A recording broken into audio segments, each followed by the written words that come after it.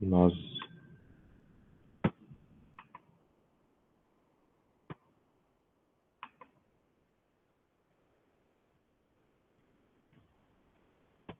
Bom, pessoal, hoje, dando continuidade aí na nossa aulinha, a gente vai. Espera que acho que tem gente pedindo para entrar de novo. Só um segundo, eu já vou lá. Aí, agora sim. Pronto, a Mayara entrou. Ah, bom, semana passada, na aula passada de segunda-feira, quando a gente conversou, a gente trabalhou um pouquinho a questão do identificação das leis de Mendel, né? Trabalhamos um pouquinho aí com a parte de dominância, recessividade, tá certo? E hoje a gente vai dar um próximo passo aí, que já é a parte de montagem e análise de heredogramas, tá?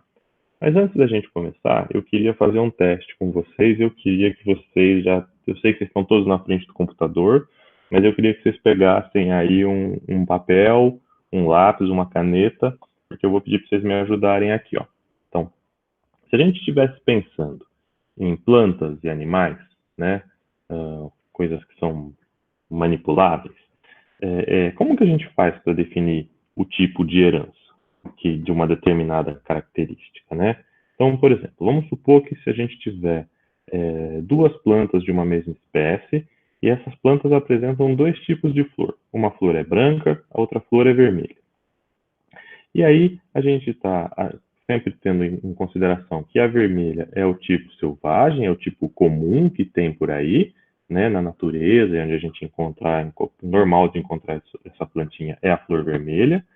E agora a gente acha uma nova que tem uma florzinha branca, tá? É uma mutação nova que apareceu e eu quero saber se essa mutação ela é dominante ou ela é recessiva com relação ao meu tipo selvagem, que é a flor vermelha, tá certo?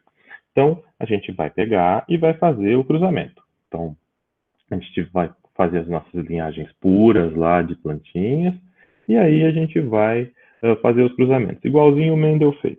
Quando a gente fizer o cruzamento dessas linhagens parentais puras, a gente vai ter que F1 tem 100% de indivíduos vermelhos, tá certo?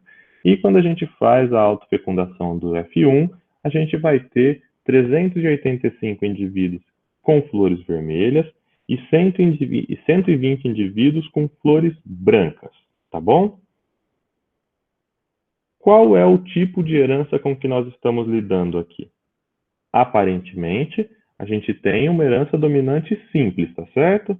Uma herança autossômica dominante. Então, o que a gente enxerga aqui é mais ou menos aí um 3 para 1, correto?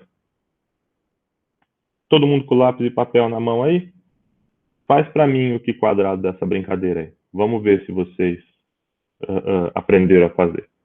Eu quero saber qual é o valor do meu Q quadrado para eu descobrir se essa amostra e esse cruzamento está seguindo as leis de Mendel. Observado, esperado, façam aí para mim, por favor. Eu vou dar 5 minutos, são 10h20. Eu botei um cafezinho aqui, 10h25. Quem for acabando, vai colocando o resultado do Q quadrado aqui no chat para mim, por favor.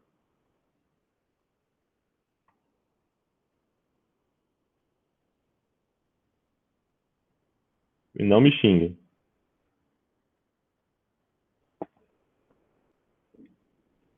Genética tem que fazer para aprender. Mayara, você faz também. Tô te vendo aqui na câmera.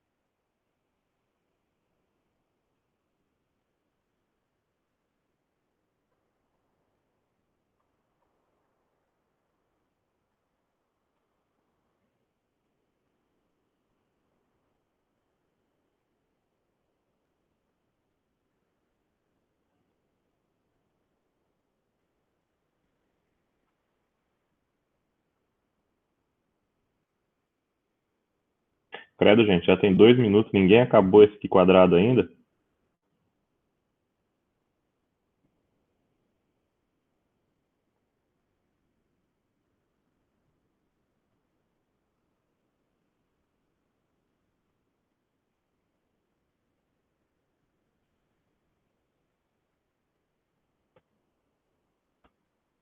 Isa, pode fazer você também, viu? Tô vendo seu nominho aqui. Com rolo, não.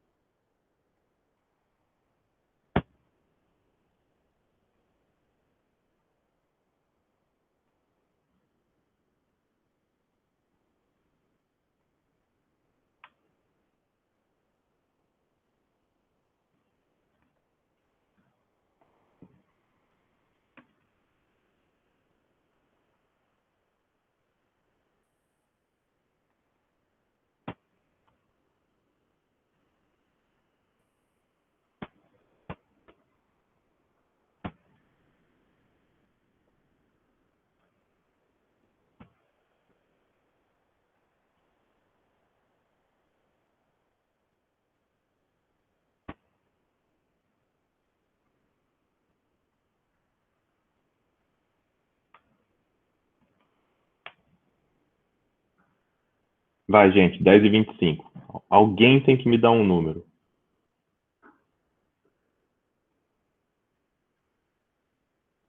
Vai, uma continha de que quadrado? Tem só 2 categorias. Vai, qualquer número. Não vou abrir aqui a lista de pessoas e vou escolher um nome. Não? Vamos lá. Então a gente não consegue. Ó, bom. Me dá um sinal. Alguém está conseguindo? Vocês estão terminando? Não estão? Quer que eu mostre? Não mostre? Alguém quer acabar? Falem no chat, por favor. Não deixem o professor falando sozinho.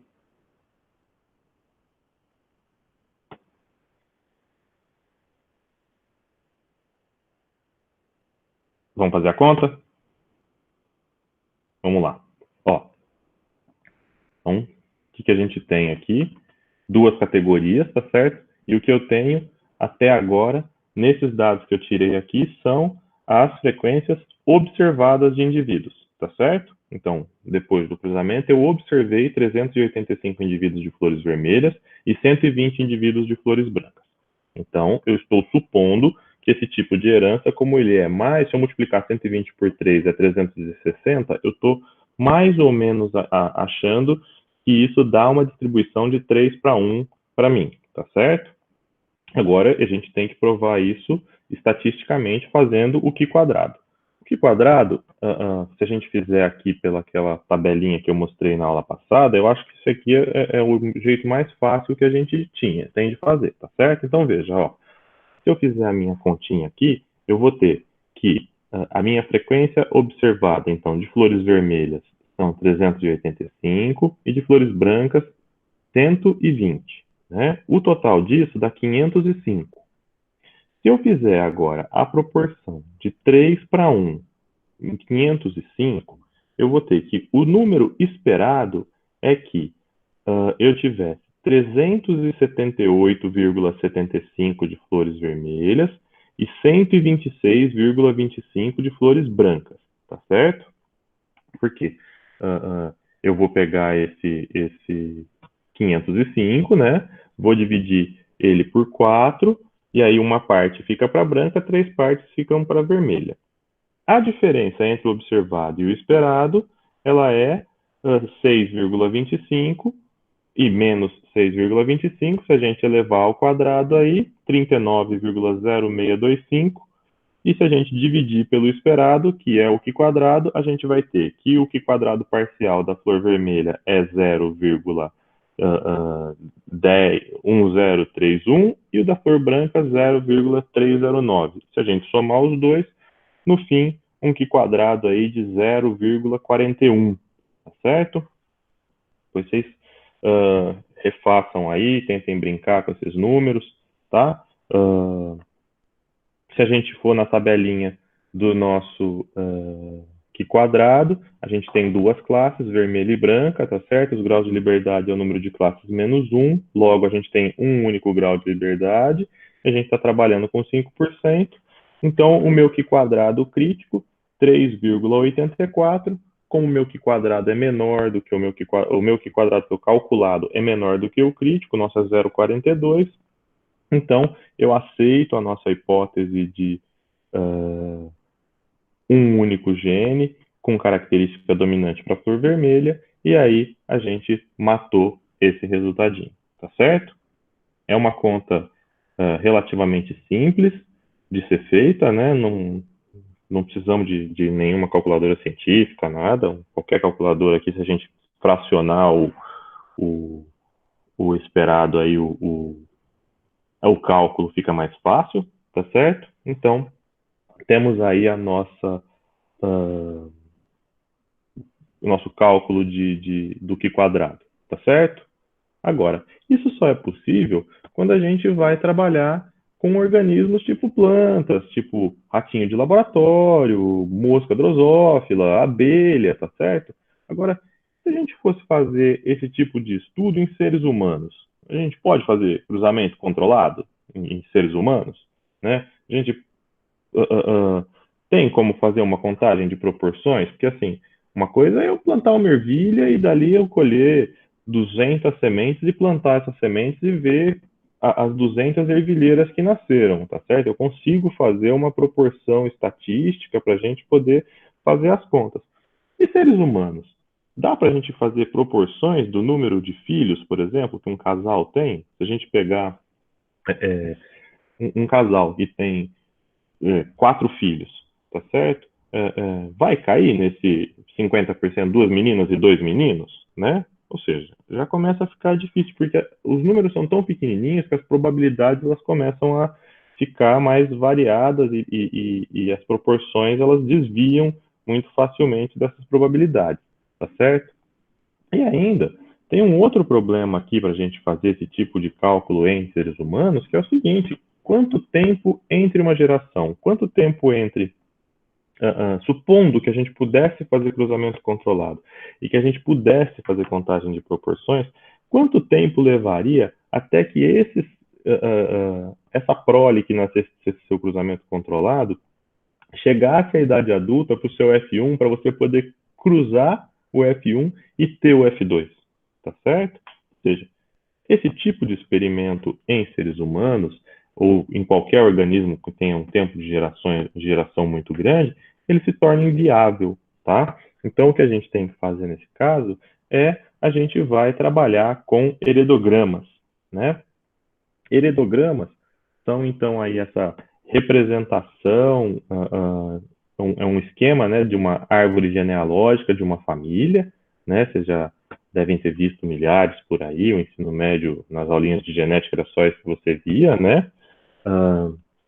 E tem aí algumas regrinhas que a gente precisa ter, levar em consideração quando a gente analisa um heredograma, né? Que é para a gente poder ter informações relativamente confiáveis, tá? Então, a primeira coisa que a gente tem para fazer a análise aqui de heredograma é que, diferente de quando a gente estava fazendo, por exemplo, a análise nas ervilhas, que a gente podia levar duas, três características em consideração ao mesmo tempo e contar as proporções, aqui começa a ficar um pouco mais complicado. Então, para a gente poder ter uma análise um pouco mais de interpretação mais fácil, mais informativa, a gente considera somente uma geração ou uma característica por vez, tá certo? Então, se a gente vai trabalhar por uh, cor de olho, só cor de olho. Vai trabalhar com tipo de cabelo, só tipo de cabelo. Cor de cabelo, só cor de cabelo. Tá certo? Não dá para você fazer a análise. Olha, esse indivíduo aqui tem cabelo A e olho B, esse tem cabelo B e olho C, tá? Isso começa a complicar bastante as análises, então uma única característica por vez. E quando a gente vai olhar, você tem que ter aí pelo menos de 3 a 4 gerações. 3 é o mínimo, tá certo? 2 gerações, esses heredogramas já não são informativos e dificilmente as interpretações deles são corretas ou te levam a interpretações factíveis aí, tá bom? Quando a gente tem ainda esses heredogramas, é óbvio que a gente vai representar cada indivíduo do heredograma como sendo um símbolo, né? E no fim das contas, a gente vai ter lá aquele um indivíduo que é o nosso de interesse, né? E a gente chama esse camarada aí de probando, né? Toda vez que a gente tiver diferentes gerações na árvore, a gente representa essas gerações por algarismos romanos e cada indivíduo dentro dessa árvore a gente vai representar por algarismos arábicos, tudo bem? Quando a gente olha, então, o que a gente vai ter aqui é o seguinte esquema. Veja, em geral não, a convenção é que indivíduos do sexo masculino sejam representados por quadrados, né? E indivíduos do sexo feminino são representados por círculos. Toda vez que você tiver um cruzamento, um casamento entre eles, e que a gente vai passar essa linha horizontal ligando a metade dos símbolos, o meio de um com o meio de outro, tá certo? E se a gente tiver, então, a descendentes surgindo a partir desse casamento, no meio dessa linha a gente traça uma linha para baixo, abre aqui uma chave para quantos filhos eles tiveram e de cima para baixo a gente liga aqui no próximo símbolo, tá? Então, indicando, por exemplo, que este casal, um homem e uma mulher aqui, tiveram 2 filhos, um menino e uma menina. Em geral, você coloca esses filhos na ordem de nascimento. Então, aqui nesse nosso exemplo, o menino é mais velho do que a menina, sempre aqui da esquerda para a direita, tá certo? Se você tiver, no caso aqui, um nascimento de gêmeos, e esses gêmeos forem dizigóticos, você faz um tortinho aqui, tá certo? Não na vertical, mas ele na diagonal, assim, ligando os dois. E se forem gêmeos monozigóticos, que esses aqui claramente não são, tá certo? Um menino e uma menina jamais vão ser gêmeos monozigóticos, além do risquinho na vertical aqui, você coloca uma ligação entre eles na horizontal para mostrar que eles são gêmeos idênticos, tá certo? Às vezes, você está montando um heredograma e você lembra lá atrás que a sua mãe, a tia, a irmã da avó da sua tia tinha um filho, mas você não sabe se esse filho era um filho ou se ele era uma filha, tá certo? Então, o que você faz é que quando você não sabe ou não se lembra exatamente qual era o sexo de um indivíduo, você representa ele como sendo um losango, tá? Isso aqui então significa sexo não especificado. E por fim, a gente ainda vai ter um jeitinho simples, né? Porque hoje em dia as famílias estão menores, né? A gente tem aí um número, conforme os tempos vão chegando mais próximo da nossa época agora, o número de filhos por casal vai diminuindo, né? Mas se você olhar períodos atrás, aí era comum a família ter aí 7, 8 filhos, tá certo? Então, para fins de simplificação, se você tiver,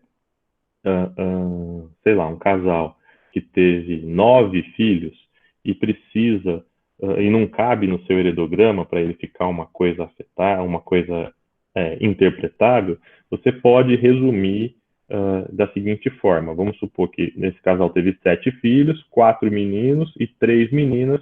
Você pode, dentro do símbolo, colocar o número de crianças de cada um dos sexos para que você faça essa identificação, tá certo?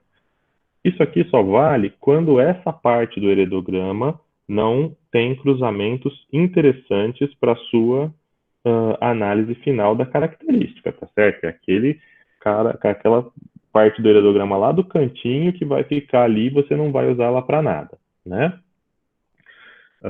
Em geral, quando o indivíduo está afetado, ou quando ele apresenta, a gente chama de afetado o indivíduo que apresenta a característica, tá certo?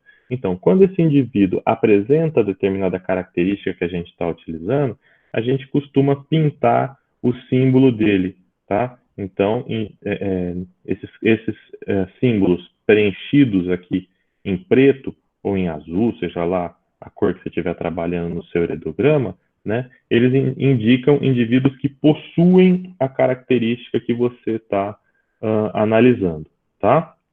E se a gente estiver tratando de indivíduos que são alguma coisa que a gente sabe que é uma característica autossômica recessiva e aquele indivíduo for heterozigoto, a gente pode aqui fazer um símbolozinho pintado pela metade, né? Então ele é metade dominante, metade recessivo. Isso aqui vocês vão encontrar também, embora seja muito menos usual, tá bom? A gente ainda tem algumas características que elas são recessivas e ligadas aos cromossomos sexuais, tá certo? Então, às vezes, você tem, principalmente em mulheres, tá certo? Que carregam 2 cromossomos X e podem ter um dominante e um recessivo para uma determinada característica, para você diferenciar desse tipo aqui, ó, né, pintar a metadinha, isso aqui são genes autossômicos, às vezes vocês vão ver aí em alguns heredogramas o símbolozinho redondo, né, porque são só mulheres que são heterozigotas aqui, mas que são carregadoras do gene, portadoras do gene. Então faz essa bolinha no meio aqui. Bom, indivíduos que já morreram, você passa um traço para indicar morte, tá certo? E, às vezes, esse aqui é muito, muito raro de você enxergar, né? Mas que são abortos provocados aí antes do nascimento, é óbvio que aborto antes do nascimento, né? São abortos aí sofridos pela mulher e você não sabe o sexo do embrião ainda, então faz aí um hexágonozinho aqui, assim, né? Mas isso aqui é muito raro, quase a gente nunca vê. O nosso probando, a gente tem sempre aquela, né, em geral ele apresenta a característica, é o nosso indivíduo que a gente quer analisar, só que para diferenciar o probando dos outros indivíduos portadores da característica, a gente sempre vai fazer aí uma setinha mostrando quem é o probando, tá? Quando a gente ainda vai fazer, tem uma maneira muito simples que a gente usa para identificar os indivíduos de acordo com as diferentes gerações, certo? Se você olhar aqui, ó, a gente falou no slide anterior, mas ó, cada geração ela é identificada por um algarismo romano. Então, geração 1, geração 2, se eu tivesse aqui geração 3, geração 4, tá certo? E a gente marca esse número aqui do lado. E dentro da genealogia, a gente começa marcando da esquerda para a direita e faz aqui, então, os indivíduos em numeração arábica. 1, 2, a próxima você começa de novo, tá? Esse aqui não é o 4. 1, 2, 3, e assim vai. Agora, então, se eu tivesse que solicitar para você, leve em consideração o indivíduo 2. Qual indivíduo 2? Você percebe que o indivíduo que porta a característica que tem, que é o indivíduo 2. Aí você vai olhar, esse tem a característica, esse também tem a característica, tá certo? Então você pode fazer A identificação, além da setinha do probando, você pode falar, por exemplo, o indivíduo 2-2, 2 em romano, tracinho 2 em arábico, tá certo? E assim a gente teria esse tipo de identificação também para ser feito. E por fim, toda vez que você tem aí um cruzamento consanguíneo, então primos ou pessoas de parentesco mais próximo, para identificar aí esse tipo de cruzamento, a gente faz uma linhazinha dupla aqui, tá certo? E isso aí vai ser importante mais para frente quando a gente estiver trabalhando com herança recessiva, tá certo? Tudo bem aqui? Dúvidas? Todo mundo compreendeu esse pedacinho aqui? Vou lá no chat, se alguém reclamar de fazer alguma coisa, me conte aqui no chat. Sim, não? Não, silêncio. Todo mundo entendeu então? Mesmo?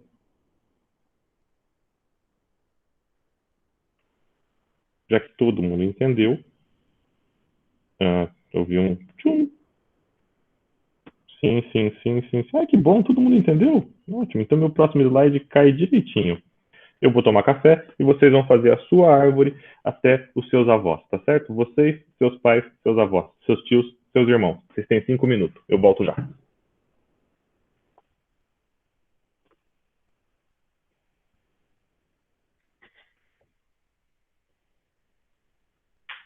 Ah, e uma coisa, esse depois vocês vão postar esse desenho para mim lá no Moodle, tá? Então não é para me enganar, não, é para fazer mesmo.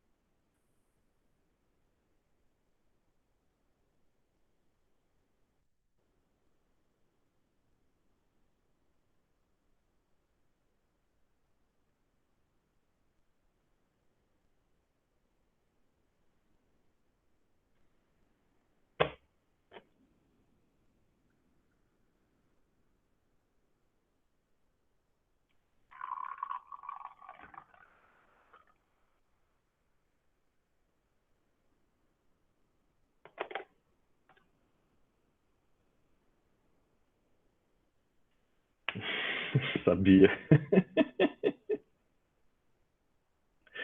Faz o seguinte, Michele. Ó, isso acontece todo ano, tá? Por isso que eu falei que eu sabia. Pode enxugar. Pega os seus tios aí, os seus primos e faz aquele quadradinho com tipo é, 7 meninos e uma menina, né? Isso acontece todo ano. Teve um ano que teve eu estava dando essa aula em LCN, sei lá, faz alguns anos já. Eu peço para vocês fazerem isso, destaca seus pais. Eu peço para vocês fazerem esse heredograma já há bastante tempo, porque assim, é só fazendo isso que vocês efetivamente vão aprender a fazer, né? Não é que eu sou maldoso e estou dando trabalho para vocês. É, teve uma moça que falou para mim, então, minha avó, ela teve 16 filhos de 3 casamentos. Como é que eu faço? Aí a gente quebrou a cabeça para montar, né? Mas é, É isso. Se depara com características muito diferentes aqui entre as famílias. Então é por isso que eu quero que vocês brinquem aí um pouquinho. Francoy, Oi, tem. Desculpa se você falou, eu acho que talvez eu tenha perdido, mas é de filho não consanguíneo. Tem, pode. tem alguma coisa que eu preciso colocar ou coloco Não, normal? normal. Normal. Tá, Só tá bom. casamento consanguíneo que você coloca ali os dois risquinhos, tá? Tá bom. E precisa escrever alguma coisa ou só fazer o desenho? Só fazer o desenho e depois você tira a foto e posta lá no Moodle pra mim, que eu quero conhecer as famílias de vocês. Tá bom, obrigado. Natália, pode colocar seu pai ligado a duas mulheres, uma de cada lado, assim, ó. E aí você risca um para cá e um para cá, e cada parte da família você brota a partir de um casamento. Aborto não enxuga, Michele.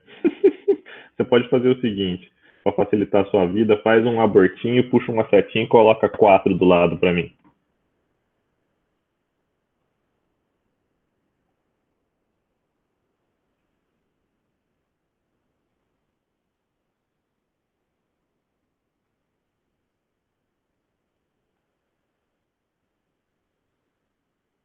Pronto? Esses casos, ô Francois, Oi. esses casos que são específicos, que vai fazer as bolinhas com mais números dentro, eu vou deixar sempre no cantinho, né? Que você não vai mexer muito dele, né? Só identificar. Quanto mais periférico eles forem, é mais simples para você fazer as análises, tá? O ideal é, se couber no heredograma, você desenha, né? Não precisa ficar com preguiça de desenhar 17 bolinhas, né? Mas se eles não forem importantes, você pode fazer esse enxugamento, tá bom? Quando a gente faz essa aula na Yash, eu monto o meu heredograma também para vocês verem lá, né? Mas eu não vou fazer isso aqui não, fiquei tomando café, tá? Mas depois vocês postam para mim, eu vou abrir um exercicinho lá no Moodle para vocês fazerem o upload da foto aí, tá bom? Vamos dar.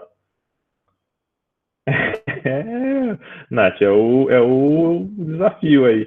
Vocês têm até. Eu vou deixar aberto lá, não vou botar data limite para vocês entregarem esse heredograma, não, tá? Mas é só porque eu quero mesmo que vocês passem pela experiência de fazer, tá? Bom, podemos dar continuidade então? Agora, se a gente pensar aqui, então, de acordo com esses heredogramas, né, o que a gente vai enxergar é que, dependendo de como que uma característica se comporta nessa árvore genealógica, então, se ela está presente em todos os meninos, se ela está presente em tanto indivíduos do sexo masculino como feminino, mas ela desaparece uma geração, aparece em outra, tá certo? De acordo, então, com o comportamento dessa característica, em quem ela aparece, em quem ela não aparece, a gente consegue identificar o tipo de herança que nós estamos trabalhando, tá certo? Então, facilmente a gente consegue identificar herança autossômica dominante, herança autossômica recessiva, herança ligada ao sexo dominante e recessiva, heranças influenciadas pelo sexo, heranças restritas a um dos sexos, herança mitocondrial, tá? Então a gente tem uma série de tipos de comportamento dessas características que vão levar a gente a fazer a identificação de todas elas. Vamos começar então pela herança autossômica dominante. Bom, primeiro passo então, se ela é uma herança autossômica, quer dizer que ela não está nem no o gene desta característica não está localizado nem no cromossomo X, nem no cromossomo Y, tá certo? Ou seja, se não está ligada ao cromossomo X e Y, não tem por que eu esperar que uma mulher ou um homem, ou que mulheres ou homens apresentem mais ou menos dessa característica. Então, em geral, se você tiver um heredograma grande, o número de homens e mulheres que são afetados pela característica é muito similar, tá certo? Como é uma característica dominante, isso quer dizer que ela está presente em todas as gerações. Por quê?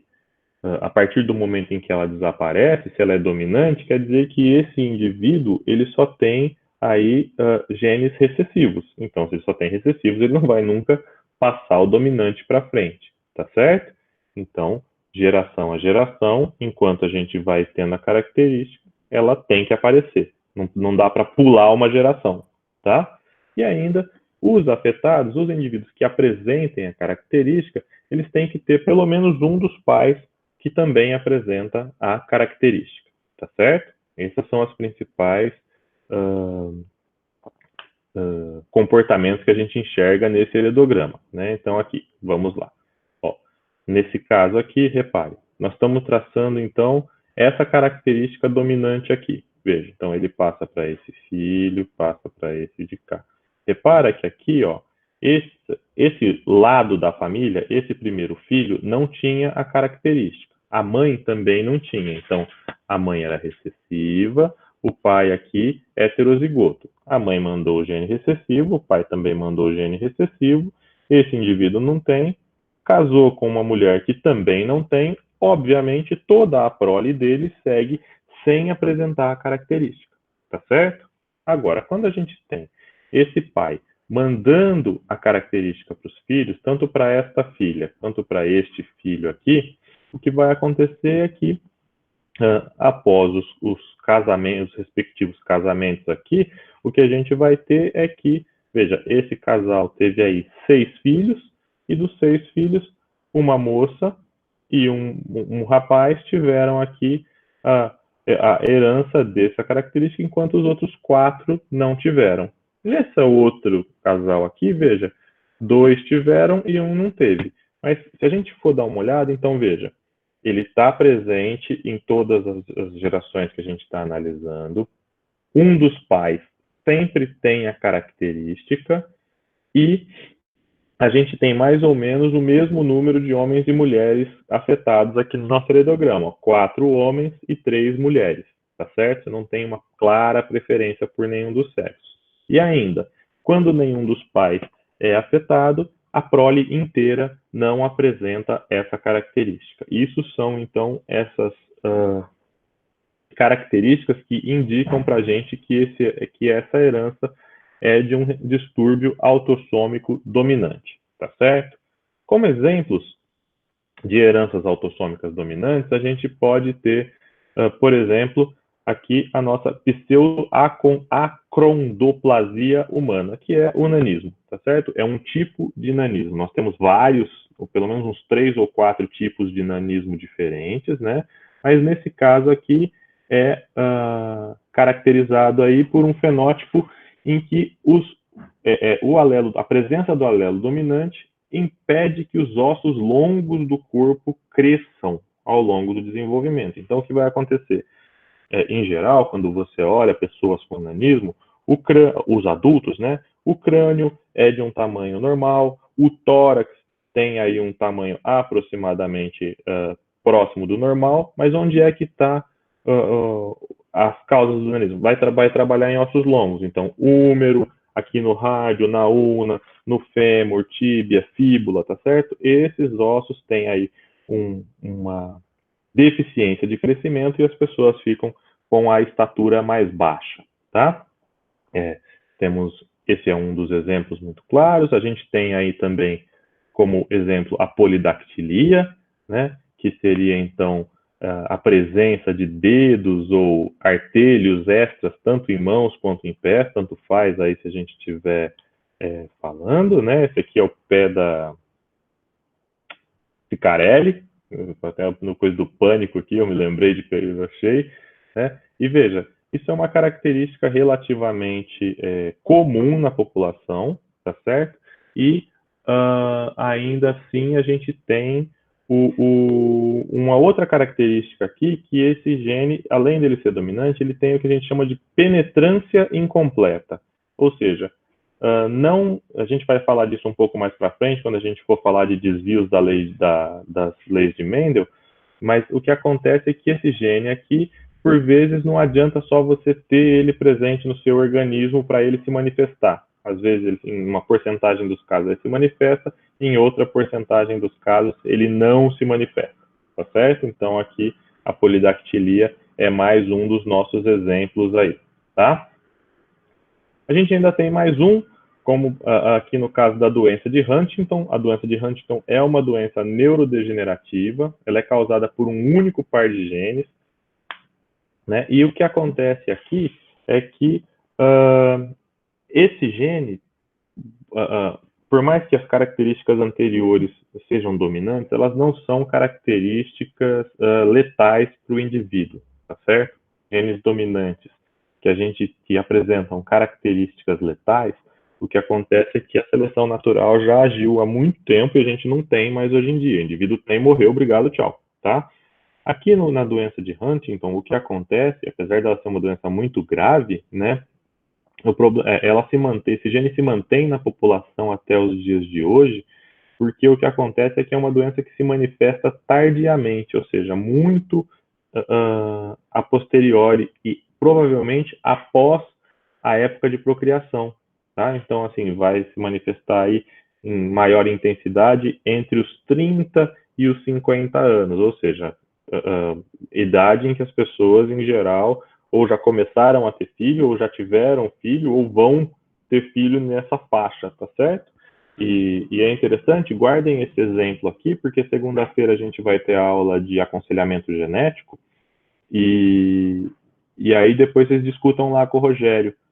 Por exemplo, hoje em dia, né, na aula de ética, né, por exemplo, hoje em dia, com os testes de biologia molecular, a gente já consegue identificar a presença do alelo dominante que causa a doença. E aí, como é que acontece? Sabendo que você pode passar esse gene para os seus filhos, você escolheria ter filhos ou não ter filhos? Sabendo que você pode ter um filho que é doente, que carrega essa doença, entre no seu dilema ético aí. Brinquem com o Rogério depois lá na aula de ética, tá bom? Bom, voltando aqui então para a nossa aula, a nossa parte aqui, um outro tipo de herança... Tudo bem, pessoal, com a herança dominante, tá tranquilo, né? Um outro tipo de herança que nós vamos ter aqui é a herança autossômica recessiva, tá? Então, o que acontece é que uma coisa muito comum da gente ter nesse tipo de herança é que ela aparece na prole de indivíduos que não apresentam a característica, tá certo?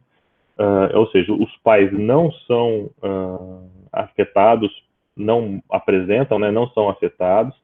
Como ela é autossômica, assim como a autossômica dominante, ela afeta ambos os sexos igualmente, você não tem uma preferência por indivíduos de sexo masculino ou feminino, tá certo? E possivelmente, em muitos casos, principalmente quando a gente está falando de genes que são genes deletérios e genes raros na população, você pode ter algum grau de consanguinidade entre os pais, tá certo? Então vamos lá. Quando a gente olha aqui, uma carinha desses heredogramas seria mais ou menos isso aqui. Então você tem aí pais que não apresentam a característica, tendo filhos que apresentam a característica. Como que se a gente traduzir isso então aqui para os nossos alelos, então a gente vai ter indivíduos heterozigotos, né, e que, por um acaso, mandaram os dois alelos recessivos para a parte da prole, e esses dois indivíduos aqui apresentam a característica, tá certo? Ela não precisa se manifestar em gerações, atrás de gerações, ela pode ficar escondida aí por muito tempo, tá? E isso é até um resquício daquela que a gente estava falando daquela parte de herança autossômica dominante, em que os genes deletérios dominantes eles quase já não existem mais na população, tá certo? Porque a seleção natural já limpou todos eles, já sumiu com eles. O que acontece aqui é que quando a gente está falando de genes recessivos, a gente tem uma dificuldade muito grande em eliminar esses genes da população, porque o que acontece aqui é que a gente vai ter sempre esse gene mascarado no indivíduo heterozigoto, né? Então, por vezes, a gente tem aí um alelo que roda na família por gerações a fio, né? E ele não se manifesta porque ele está mascarado no heterozigoto e, eventualmente, se você tiver aí um cruzamento consanguíneo, como no caso aqui de primos, tá vendo? Existe uma possibilidade maior desse alelo se encontrar na prole. E aí, quando eu digo possibilidade maior, eu quero que vocês tenham em mente que é com relação à população em geral, tá certo? Então, veja, se você pegar alguma característica que seja muito deletéria aí, e quase a gente já não encontra mais na população normalmente, né? Então, ou não precisa nem ser deletéria, mas ela pode ser de alguma maneira prejudicial e por isso a seleção natural já agiu. Vamos pegar, sei lá, albinismo, tá certo? Quantos albinos vocês conhecem na sua vida? Eu conheço um, foi nosso aluno em LCN há muitos anos atrás aí, né? Mas o que acontece? Por quê? A frequência do gene do albinismo na população ela é tão baixa que a probabilidade de 2 indivíduos que carreguem esse gene se encontrarem ao acaso ela é mínima. E ainda assim, quando você faz o cruzamento entre os dois, a prole tem só 1/4 de chance de ter os dois alelos recessivos, tá certo? Agora, se você pegar numa família, por mais que esse alelo esteja aqui, ó, esses primos, e eventualmente eles têm, a chance já é muito maior do que se a gente pegar esses alelos na população perdidos como um todo, tá certo?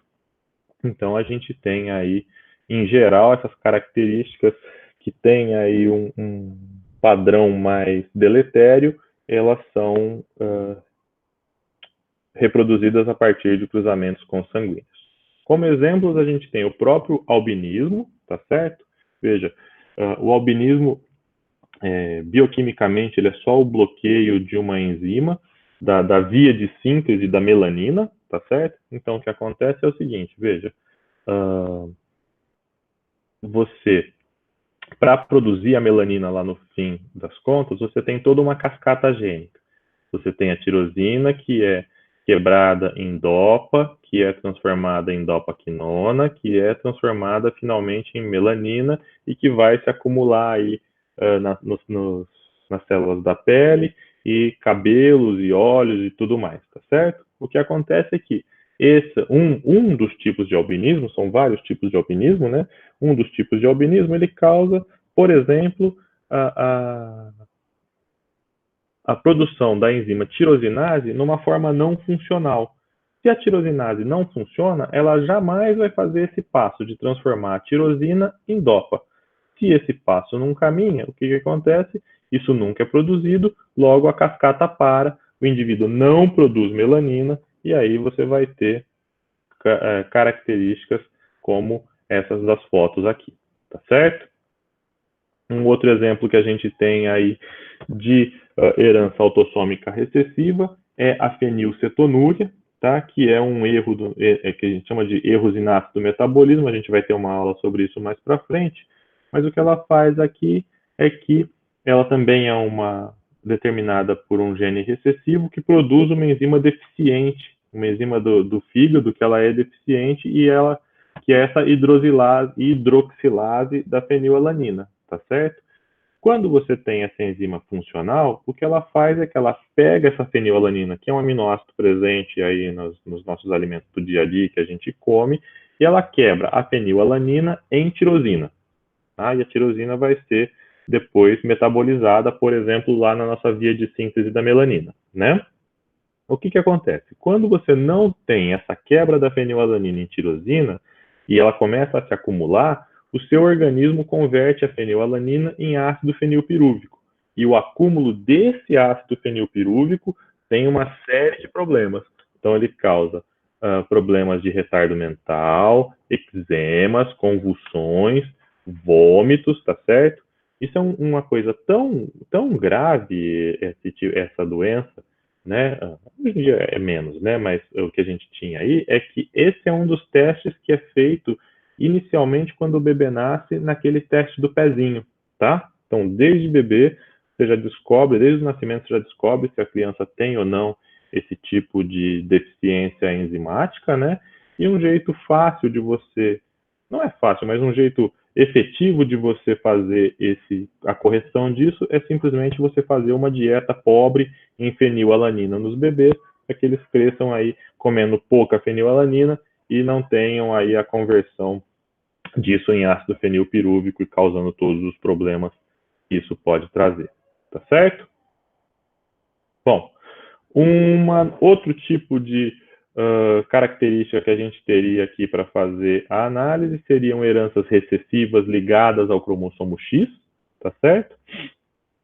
Agora, aqui a gente já tem uma diferença.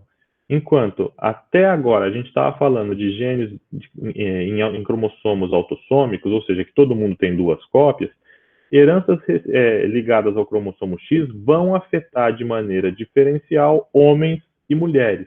Por quê? Homens têm só uma cópia do cromossomo X, ou seja, o alelo que está ali é o alelo que se expressa, ele nunca é mascarado no heterozigoto, tá certo?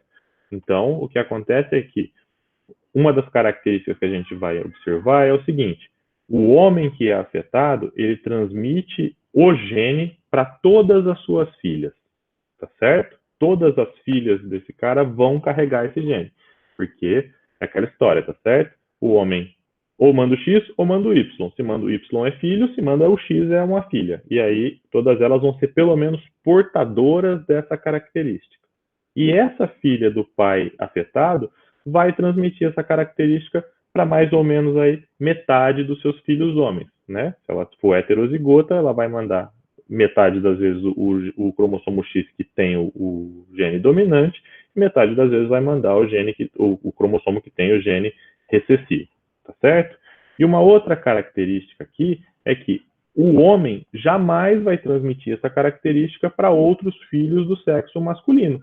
Justamente porque, se for do sexo masculino, o homem está mandando o cromossomo Y e o X ficou com ele, tá? Por ser uma característica que ela é recessiva e as mulheres são diploides nesse caso e os homens são haploides para esse gene, o que vai acontecer é que você vai ter uma frequência de mulheres afetadas muito mais baixa do que a frequência de homens, tá certo? Então, porque o homem tem manifesta, a mulher precisa de duas cópias no recessivo para manifestar essa característica. Se a gente olhar um heredograma, é mais ou menos isso aqui que a gente vai enxergar, né? Essas características, elas são raras na população, tá certo? Então, nós vamos chamar aqui de XAzinho, Y, XA e XA aqui, né? Então, veja, o homem tem, o filho aqui recebeu o Y, então a mãe só tem o Azão, mandou para cá, tá tudo certo. E essa filha recebe uma cópia dominante da mãe e uma cópia recessiva do pai, e ela é, então, portadora dessa característica. Se ela se casar com um homem normal para essa característica, o que vai acontecer é que, veja, ela pode mandar esse X ou esse X. No caso do primeiro filho, veio este aqui que carregava o alelo recessivo. E aí você tem ele como sendo afetado. O segundo filho recebeu este aqui, tá? Então ele não tem a característica. Para as filhas já é um pouco mais diferente, porque você precisaria fazer um cruzamento de uma mulher com essa característica com um pai com essa característica, tá certo? Para você ter a chance de ter filhas que manifestem essa característica. Então, em geral, em padrões de herança recessivos ligados ao X, o que nós temos é que, em geral, as mulheres são só portadoras, mas não manifestam a característica, tá certo? Um exemplo que a gente tem aqui é o daltonismo, né? Então, por exemplo, pessoas que têm esse distúrbio têm aí dificuldades de distinguir principalmente o vermelho e o verde, né? É um distúrbio aí no gene que determina a sensibilidade ao comprimento de onda. E tem um teste, chama teste de Ishihara, que ele faz aí para os diferentes tipos de daltonismo que nós temos, que confunde verde com vermelho com tem uma parte para o azul também, né? Então, por exemplo, se a gente olhar aqui, ó, nessa bolinha aqui da esquerda, quem não é daltônico, nesse caso aqui, enxerga o número 8, tá certo? Tem alguém que não enxerga o 8? Silêncio, então acho que sim, todos. Agora, veja, esse caso aqui, ó, ele já mede um tipo de daltonismo diferente, de modo de que quem não é daltônico aqui enxerga 32, certo? É isso. Todo mundo enxergou o 32 aqui? Não? Vamos fazer vou passar um testezinho para vocês aqui, para vocês observarem. Eu vou parar essa apresentação aqui, porque eu quero mostrar... Não, 74 nada, gente. É 32 ali. Vou mostrar um teste mesmo para vocês, né? Que é... quem está vendo 74 tem problema aí, é daltônico, não tem conversa. Eu quero mostrar isso aqui para vocês. É esse teste aqui. Então, ele vai ter uma série, ele demora 4 minutinhos, né? Mas ele tem uma série de testes para a gente brincar, que é o famoso teste de Ishihara, né? Então, veja. Tenta ficar mais ou menos a esses 50 centímetros da tela, não com uma iluminação razoável, né? Todo mundo aí tá vendo 12, certo? E bom, porque isso aí é uma placa controle. Todo mundo tem que enxergar 12. Se alguém não enxergou o 12, já começa a ter problema. Agora vamos lá. Tá vendo? Então aqui, quem tem visão normal enxerga o 8. Quem tem daltonismo para verde e vermelho enxerga o 3. E quem tem o daltonismo total não enxerga nada. E aqui? 29. Quem tem daltonismo verde e vermelho já enxerga um 70, tá certo? E o total, nada. 5. Perceba, então, que se a gente começar a olhar, isso começa a variar. E não quer dizer que alguma pessoa enxerga melhor ou pior, só enxerga diferente, tá? Tá muito fácil. Agora vocês devem estar rindo aí, mas começa a ficar mais difícil mais para frente, viu? Aí vocês vão começar a perceber.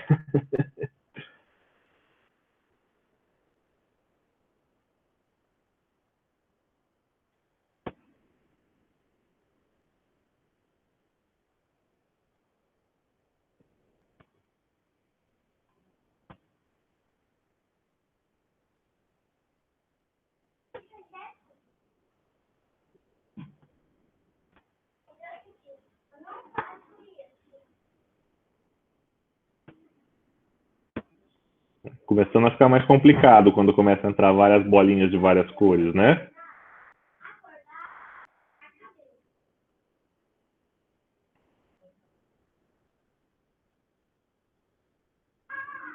Isso é,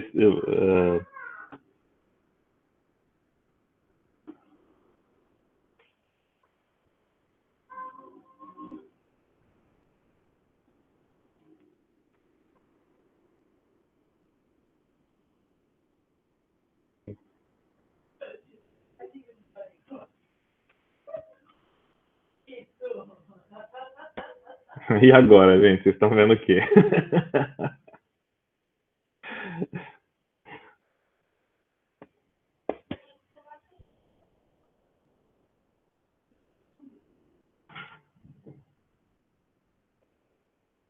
Depois vocês brinquem aqui, tá? Mas, ó, vocês sabem que eu tenho uma amiga na faculdade que ela descobriu que tinha daltonismo um dia numa aula de botânica. Ela tinha daltonismo para verde e vermelho, né? Ela não sabia, a gente não sabia. E aí a gente estava fazendo uma aula de botânica. Eu lembro até hoje que a gente estava fazendo dissecção de flores de sálvia, né? Que é uma florzinha vermelhinha assim. E aí a gente estava tudo na bancada, cortando as florzinhas. E aí lá atrás, eu tinha acabado de chegar com um monte de flores, eu tinha esquecido de trazer a sálvia, virei e falei, ô Camila, faz favor para mim, pega lá no fundo, na bancada lá no fundo, a florzinha vermelhinha lá da sálvia. Aí ela olhou para trás assim e falou assim, ah, não tem flor vermelha lá não. Eu olhei aquele monte de flor vermelha, assim, falei, ô Camila, faz favor, velho, pega lá uma florzinha vermelha para mim. Não, velho, não tem lá, Thiago, não tem. Aí Aí eu falei, tá bom, velho, não quer pegar a flor, não pega, eu vou lá e busco, né? Aí voltei, aí ela falou, velho, tem flor vermelha aí. E assim ela descobriu que ela não enxergava o vermelho quando ele estava misturado no verde. É. Voltando aqui ainda, então, se a gente pegar aqui os casos de herança recessiva ligadas ao cromossomo X, a gente tem também o caso clássico, né, da hemofilia. Hemofilia aí é uma falha no processo de coagulação sanguínea, também tem vários tipos de hemofilia, tá certo? Mas o tipo mais comum que a gente tem é a produção de uma proteína aí, o fator 7, num formato defeituoso, tá? Que impede lá o processo de coagulação, da formação da redinha da malha ali das plaquetas para fazer a formação do coágulo, tá? E impedir o sangramento, né? Então, temos o caso mais clássico aqui, que é das famílias reais europeias, tá certo? Então, se você pegar aqui, ó, da rainha Vitória e do rei Edward para trás, ninguém é portador, essa doença não existe nessa família, tá certo? A partir daqui, a gente vai ter essa outra rainha Vitória aqui, casada com o príncipe Albert aqui, e teoricamente essa mutação surge aqui especificamente nesse gameta, ou, sei lá, a rainha deu uma puladinha de cerca e, bom, de qualquer maneira, esta rainha Vitória que tem o gene para hemofilia, e a partir daí, como todos esses casamentos europeus aí, da realeza europeia, eles eram muito controlados, tá certo? Então, vai partir lá na família real russa, tem uma parte que vai para família espanhola, tá certo? Eles vão, né, os ricos casando com os ricos, né? E a gente traça aí até os dias de hoje aqui com o príncipe William e o príncipe Harry, mas isso se alastrou por grandes partes da população. Mas o que eu quero que vocês vejam aqui é o seguinte, ó, a grande maioria, ou todos os afetados aqui no caso, são homens, as mulheres são só portadoras, tá certo? E os homens não transmitem para os seus filhos homens, somente para a filha mulher, que no caso aqui vai passando. Então, se você analisar esse heredograma que está bem grande aqui, ele bate com todas as características que nós tínhamos lá descritas no slide anterior, tá bom? Nós temos ainda mais um tipo de herança ligada ao X recessiva, que é a síndrome da feminização testicular. O que acontece aqui é o seguinte, embora o gene que cause a masculinização do embrião esteja presente no cromossomo X, no cromossomo Y, perdão, o que acontece aqui é que o gene que codifica os receptores dos andrógenos, ele está presente no cromossomo X, tá? Então, o que acontece? Não adianta nada a pessoa, o indivíduo, produzir aquela proteína que vai masculinizar o embrião se o receptor desse embrião, dessa proteína, estiver mutado e não reconhecer, tá? Então, o que vai acontecer é que indivíduos nessa condição, por mais que sejam genotipicamente do sexo masculino, fenotipicamente eles vão ser do sexo feminino, tá? E aí vão apresentar genitália externa totalmente feminina, então tem uma vagina que tem fundo cego, não tem útero, não tem ovário, tá certo? Os testículos, então, ou eles estão presentes lá nos lábios ou internamente dentro do abdômen, não são externalizados, e por mais que produzam aí os diferentes hormônios que precisam ser produzidos, eles não chegam a ser funcionais, tá certo? Nós temos também padrões de herança dominantes ligados ao X, tá certo? E nesse caso a diferença aqui é que o pai sempre transmitia a característica recessiva para a filha. Vou ler, papai está dando aula. Desculpa, pessoal.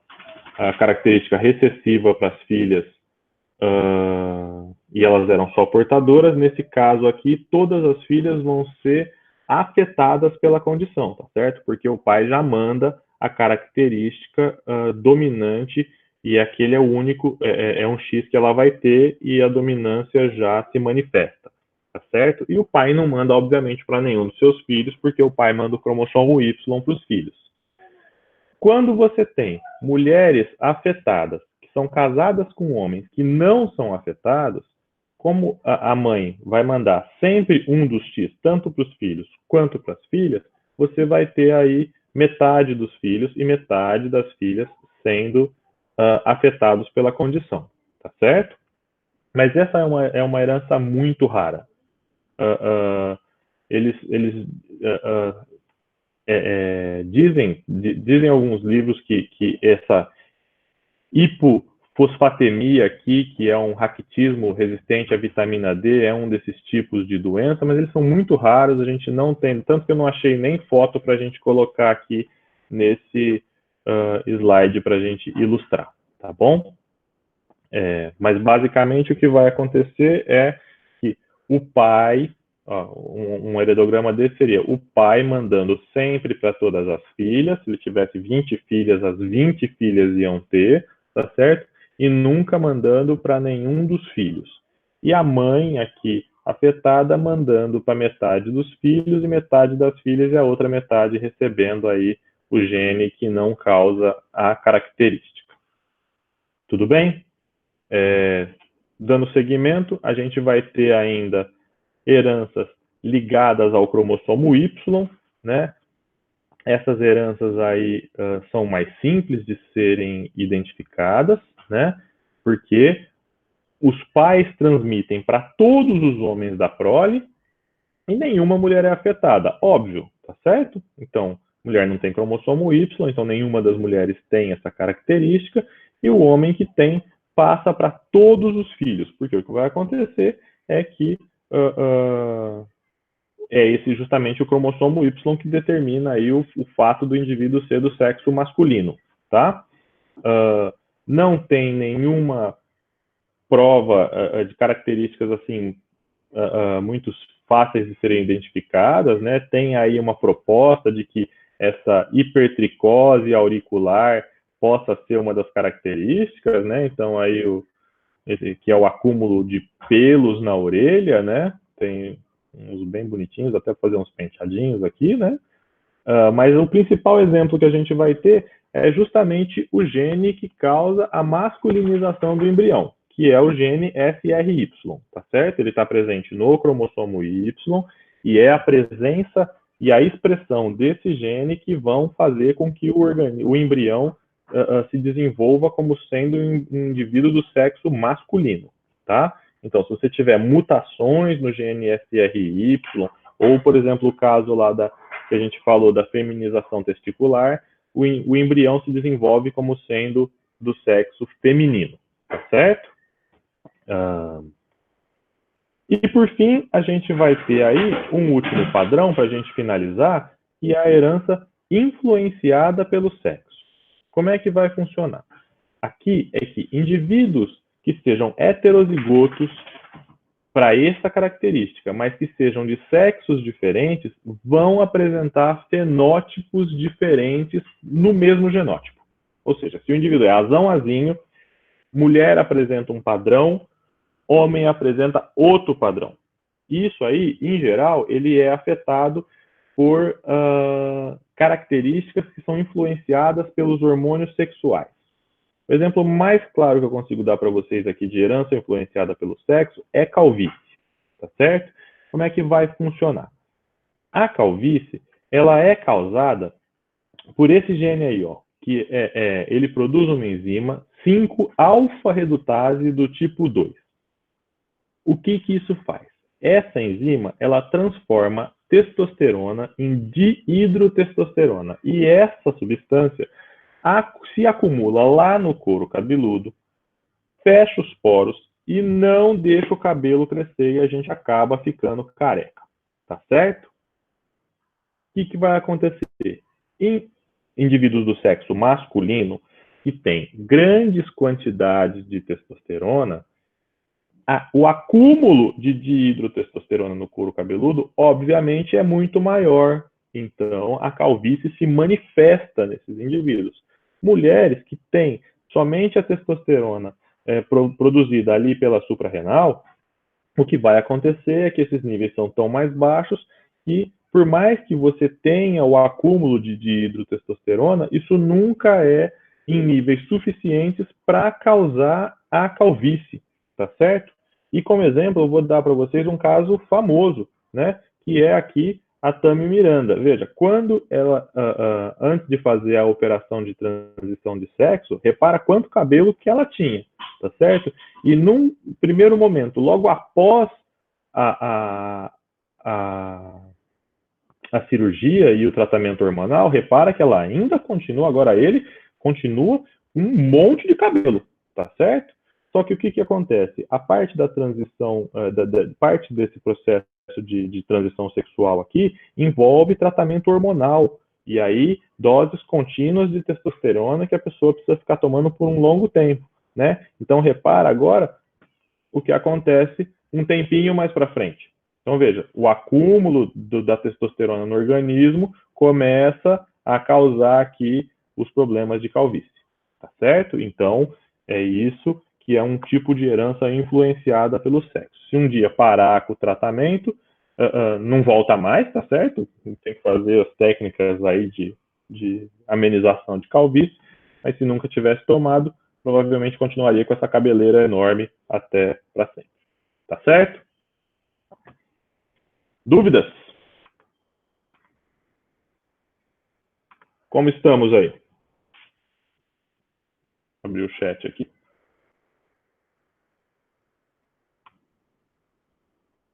Queridos, tudo bem? Tranquilo? Então tá, vou parar a nossa gravação aqui.